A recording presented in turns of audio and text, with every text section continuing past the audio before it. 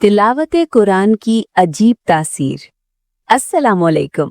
आज हम आपको कुरान करीम की एक हैरत अंगेज तासीर का किस्सा सुनाते हैं जिसे सुनकर आप भी झूम उठेंगे। तो शुरू करते हैं आज का वाकया। आपने मिस्र के मशहूर कारी अब्दुल बासित का नाम तो सुना होगा, लोग उनके कैसेटें भी सुनते हैं।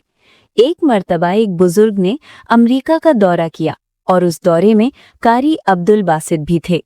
वो कुरान करीम की तिलावत करते थे और वो बुजुर्ग कभी इंग्लिश में कभी उर्दू में, जैसा मजमा होता वैसा बयान कर देते। और इस बात का तो सबको पता ही है कि कारी अब्दुल बासित कुरान करीम कैसा पढ़ते थे। किसी ने उनसे पूछा कि कारी साहब, आप इतना कुरान पाक पढ़ते हैं, आपने कुरान पाक का कोई मौजज़ा देखा? वो कहने लगे, मैंने कई मौजज़े देखे। अर्ज किया, हमें भी सुना दीजिए। तो उन्होंने कहा कि एक मर्तबा हमारे मुल्क के बड़े सदर को रूस जाना पड़ा, कोई अपना काम होगा। वहां के हुक्मरान ने उनसे मीटिंग के बाद कहा, क्या मुसलमान बने फिरते हो, छोड़ो इस मुसलमानी को, हमारी तरह बन जाओ, हम तुम्हारी मदद करेंगे, तुम तरक्की याफ्ता कौमों में शामिल हो जाओगे। इसके बाद उसने बात करने की कोशिश तो की, लेकिन बात न बनी। 2-3 साल बाद फिर सदर साहब का जाना हुआ तो कारी अब्दुल बासित फरमाते हैं कि मुझे इत्तला मिली कि सदर साहब चाहते हैं कि आप भी मॉस्को चलें।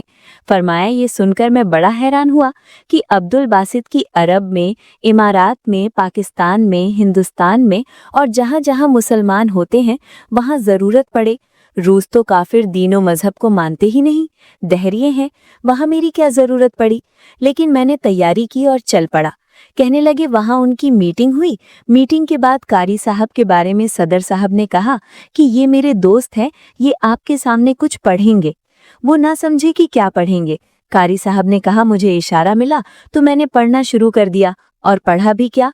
सूरत ताहा की इब्तिदाई आयात, जिन आयात को सुनकर किसी दौर में हजरत उमर रजी अल्लाह ताला अन्हु ईमान लाए थे।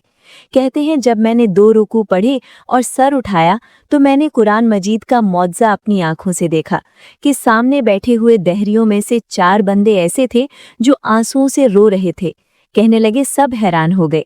हमारे सदर साहब ने पूछा कि आप क्यों रो रहे हो? कहने लगे कि हमें तो पता नहीं कि इसने क्या पढ़ा है, लेकिन इसके पढ़ने में तासीर ऐसी थी कि दिल हमारे मोम हो गए और आंखों में आंसू आ गए।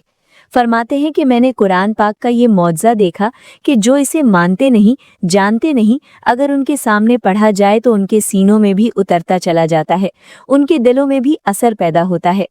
तो इस कहानी से हमें ये नतीजा हासिल हुआ कि हमें भी चाहे समझ आए या ना आए, इसकी तिलावत करके अपने दिलों में नरमी और सुकून पैदा करें और इसकी तिलावत से अपने बच्चों को बहलाएं, ना कि फ़नी वीडियोज़ और रंग बिरंगी जाहिलाना चीज़ों से। इन्हीं छोटी छोटी चीज़ों से हम अपने बच्चों की गलत तरबियत कर रहे हैं। दुरुस्त तरबियत के मकसद को हासिल करने के लिए आखिर में गुजारिश है कि अस्मा इरम इस्लामिक को फेसबुक पेज, इंस्टाग्राम और टिकटॉक पे भी फॉलो करें और हमारे यूट्यूब चैनल अस्मा इरम इस्लामिक को भी ज़रूर सब्सक्राइब करें।